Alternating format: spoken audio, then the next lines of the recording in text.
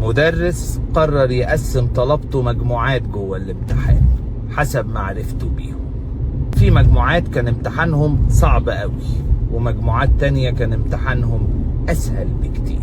وقت التصحيح اللي خدوا الامتحان الصعب، المدرس اعتبر لهم درجة النجاح 3 من 10، يعني جاوب بس 3 اسئلة وانت تنجح في الامتحان.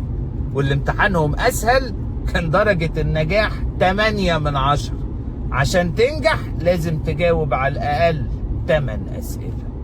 فرغم انه مشهد الامتحان كان يبدو ظالم جدا، الا انه يوم النتيجة كل واحد اخد حقه بالظبط.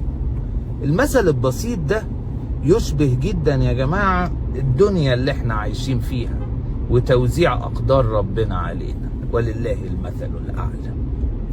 كتير بنحس ان امتحاننا في الدنيا اصعب من ناس تانية عايشين حوالينا، وبنبدأ نتضرر ونزعل.